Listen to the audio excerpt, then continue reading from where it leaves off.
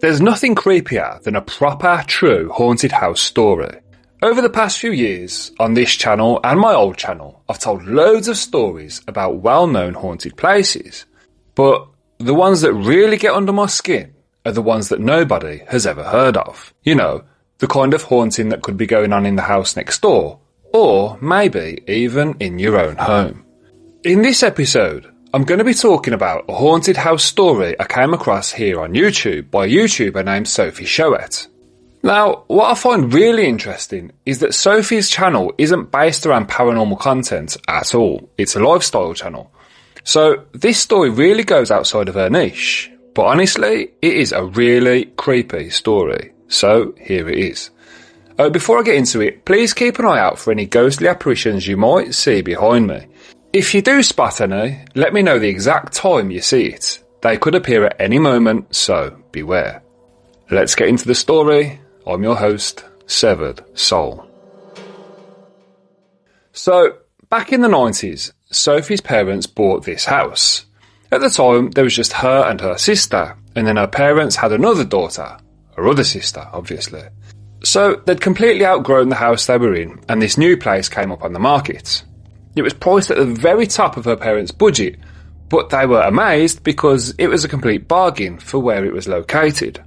Houses in that area just never came up at this price, so they were like, this is just too big of an opportunity to miss. We have to find a way to make it work, kind of thing.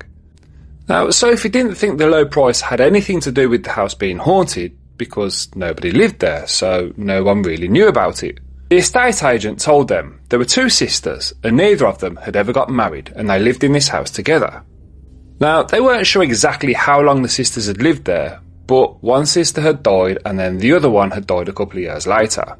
But Sophie didn't know if they'd actually died in the house. Well, that was never something that was mentioned anyway. So, the front and rear gardens were like way overgrown to the extent where the grass and weeds were literally above waist height. The parents eventually cleared it all, which took like forever because a lawnmower was never going to do the job. When the grass is that long, you have to use like strimmers, hedge trimmers, even chainsaws if it's thick, shrubby growth. Anyway, as they cleared the garden, they found little footpaths made out of really old stones. And she remembers them finding this like metal archway in the garden which had like a thorny rose bush growing all around it. Like this metal archway was completely overgrown with this thorny bush. And there was even an old bird's nest in the rose bush because it was so overgrown. When they very first went inside the house, she remembered that there was a bedroom for each sister and then some other bedrooms that they'd made up as guest rooms. Every single bed was made. It was really quite bizarre, like something weird had happened. They'd tidied up, made the beds, and then just left. It was the weirdest thing. They went into their bedrooms and there were pictures out, photos, ornaments, all of their stuff, even the books they'd been reading. And the kitchen was canary yellow, a really vivid 1950s canary yellow. She remembered the bathroom being a similarly striking colour. The whole place was just totally stuck in the 1950s. In the sitting room, there was an old 1950s TV and an old radio, the kind with the sliding dials. She noticed that the whole house just felt incredibly old. And for those of you like me who don't know what a larder was, she explained it as a kind of Victorian refrigerator. It was a specific room with a door off the kitchen that backed onto the outside wall of the house, keeping the space permanently freezing. Well, in the cold months anyway. The kitchen also featured a hatch. So, back in the day, the dining room and kitchen would have been adjoining, and there were these two little open doors in the wall so that food could be passed through from one room to the other. Actually, the house I lived in when I was a teenager had one of those hatches, and guess what? That house was haunted too. Now, the first things that happened in Sophie's house were really small, almost unnoticeable. The kind of things she might question, did I really hear that? Was I imagining things? Was I seeing things even? They were subtle enough to explain away with basic logic. Like, did that door really just open and slam shut on its own? Of course not, don't be daft. Obviously the wind caught the door and slammed it shut. You know, those types of things. However, as time went on, the incidents were becoming more and more obvious and less easy to just dismiss. Things that couldn't possibly have been caused by a sudden breeze. So, the first major incident involved the incredibly long corridor leading up to the bedrooms. Now, one of the things they would often hear was someone walking up and down that corridor at night. Now, this sound of footsteps would happen in one of two ways. Sometimes, Sophie could hear someone tiptoeing, like literally, slowly and carefully walking up the corridor as if trying to avoid detection. And it was really odd because she could hear the slow creaking of the floorboards and that distinct tiptoeing noise. She said she would hear it walk literally right up to her door, and she would be so certain that someone had approached her door that she would open the door expecting someone to be there. But, of course, when she opened it, there was no one there. She mentioned how humans have a way of sensing when someone is there or following them, and she felt that kind of presence. But then sometimes the footsteps would change, they'd sound different. Sometimes they would be heavier, intentional and more determined. It was a weird combination. One moment it was a tiptoe approach and the next it was a sort of I'm walking up here and who the hell are you kind of vibe. Whatever it was, it would always walk up the corridor and stop right by certain bedroom doors, more often than not, Sophie's. As the years progressed, more and more unexplainable things started to happen. So, in the living room, there was a door that her parents eventually bricked up because of this thing that happened, so that door doesn't exist anymore. Back then, they'd often be sitting there as a family watching their favourite TV programmes when they'd hear someone walking along the other side of that wall where that long corridor ran. And then, the living room door would routinely pop open on its own. But it wouldn't swing wide open, it would just pop open a tiny bit, as if someone was peeking through the gap. And many times, they tried to recreate it, just to see if it was a loose latch or something. But if that door was shut, it stayed shut. Sophie swore you could pull on it all you wanted, unless you physically turned the handle, that door would not budge. She also noted that every single night at precisely 10 o'clock, they would hear those same footsteps going down the corridor in the direction of the bedrooms. Now, right outside Sophie's bedroom, which, as it turned out, had belonged to one of the original sisters, there was a light switch on the wall. They would hear that light switch click audibly every night, but it never actually turned the light on or off.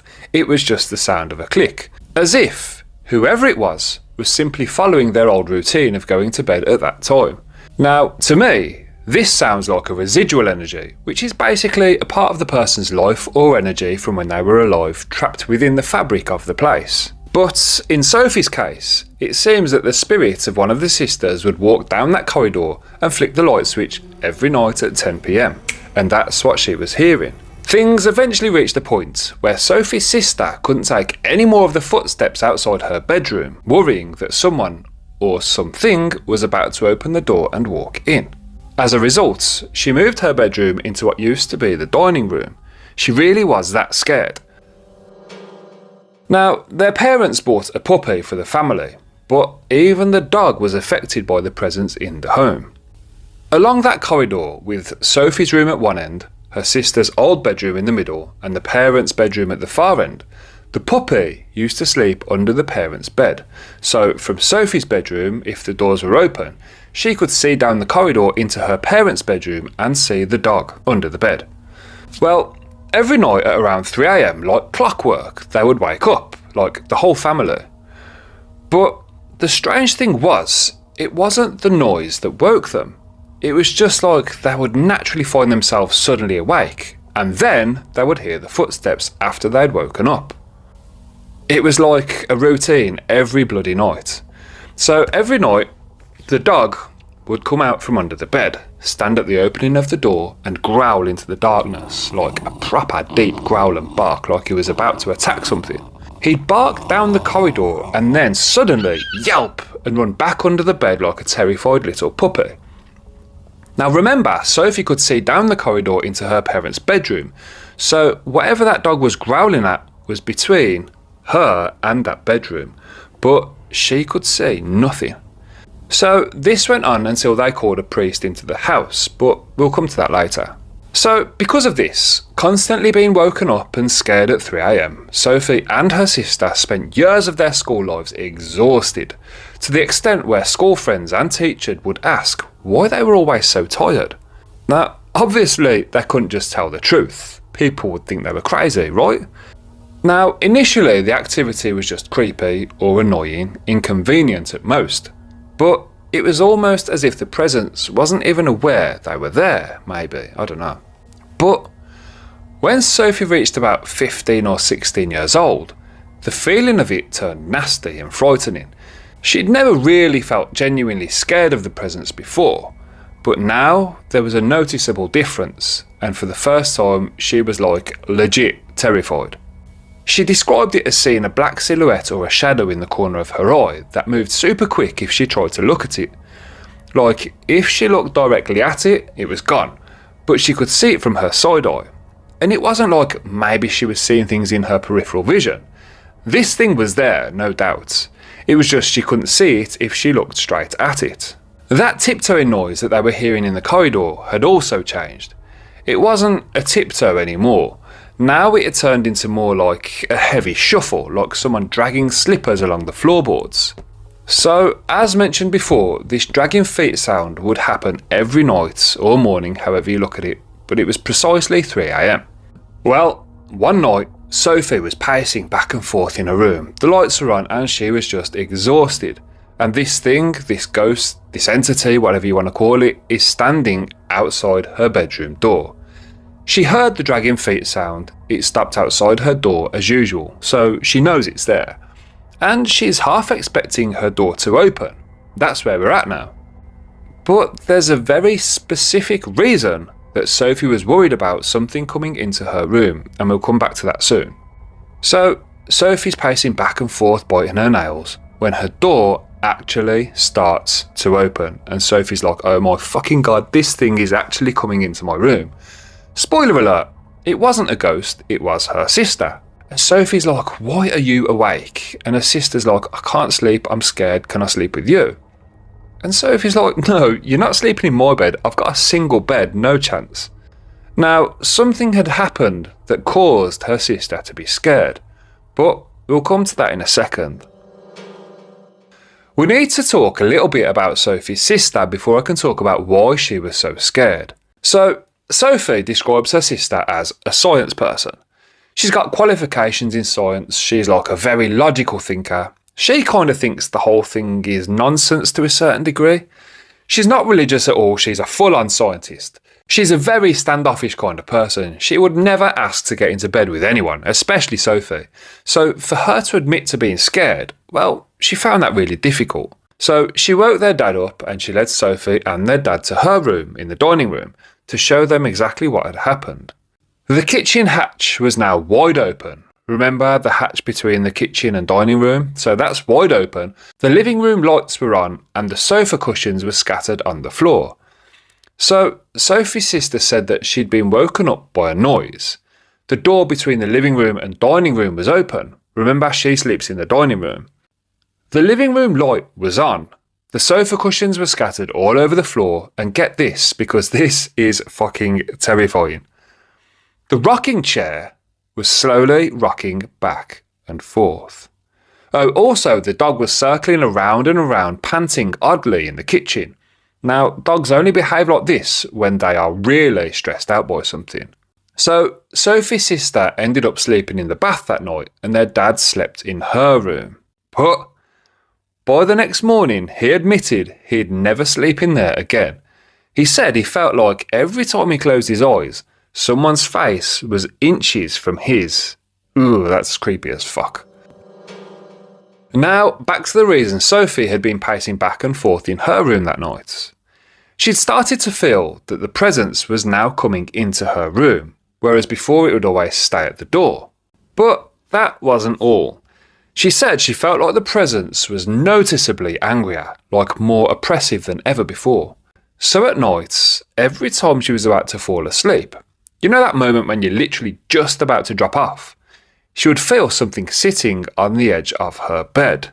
Like, she would legit feel the mattress pressing down and she'd hear the springs. You know that sound the springs make when you sit on the edge of a bed? Yeah, she'd hear that sound. And then, the very second she'd look up, the mattress would spring back up as if someone had gotten off the bed. So yeah, it definitely wasn't in her imagination.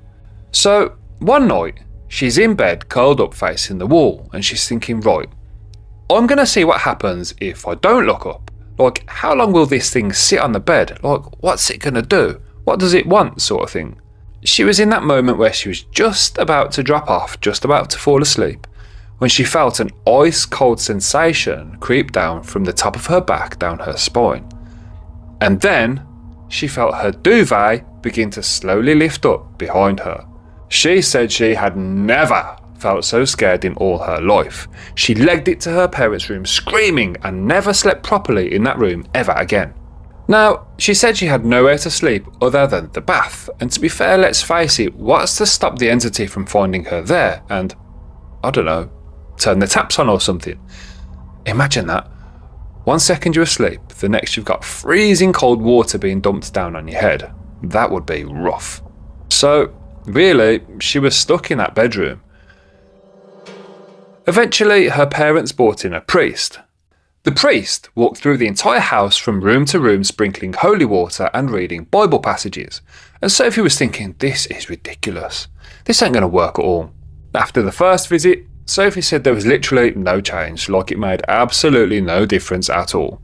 But then the priest came back a second time, and then a third time, and eventually the energy in the house seemed to calm down significantly.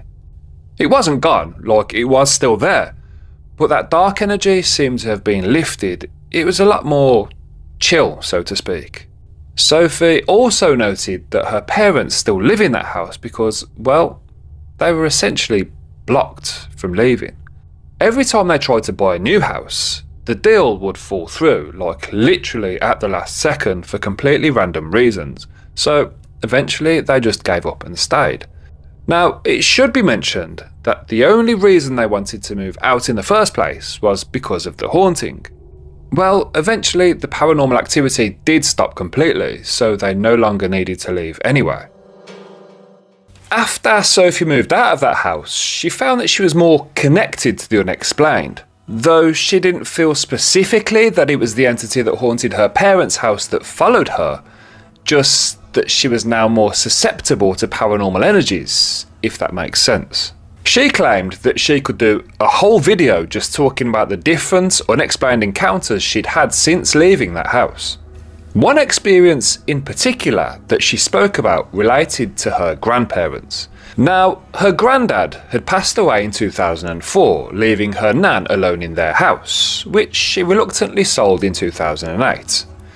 She really didn't want to sell or move, but she ended up in a situation where she needed round-the-clock care, so really there was no other option than to sell up and go into a nursing home.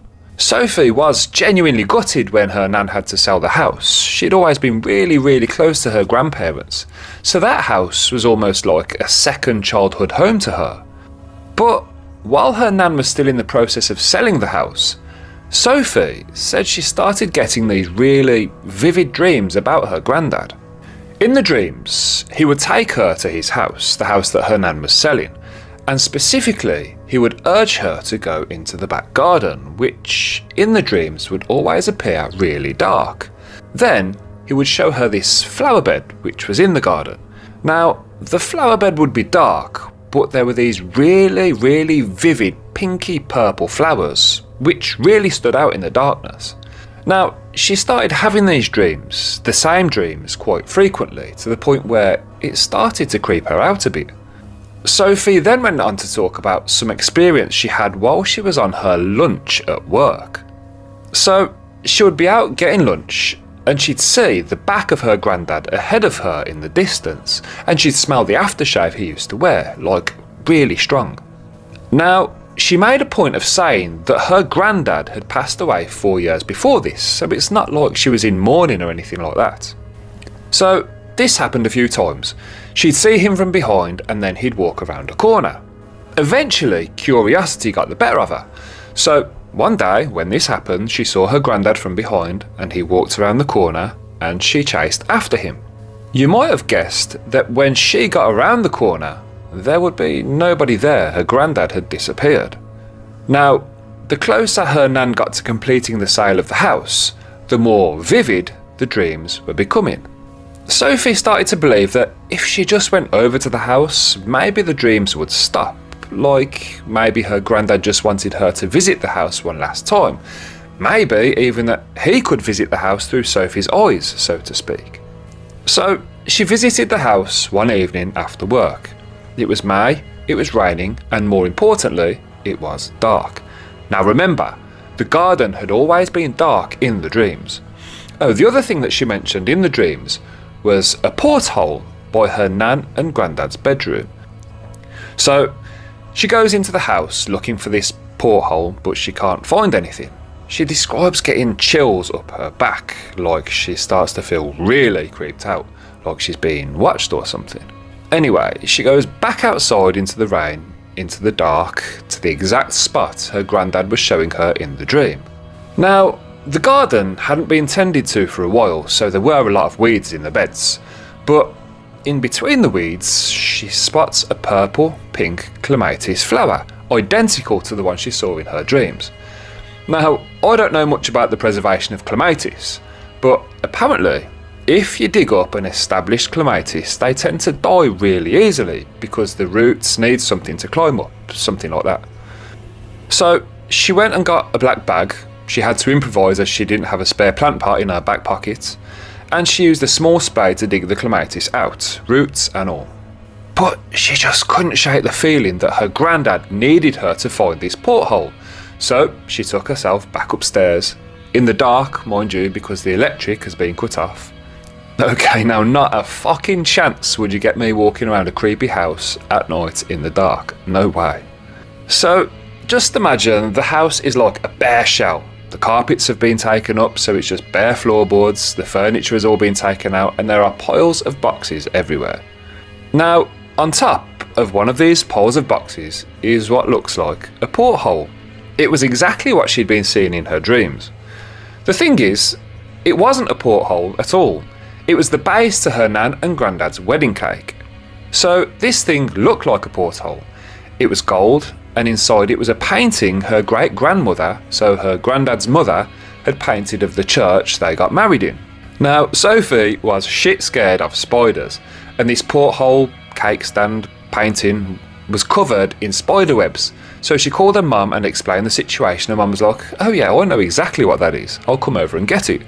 Fast forward to 2017, and Sophie's nan, who had been ill for some time in the nursing home, sadly, she passed away.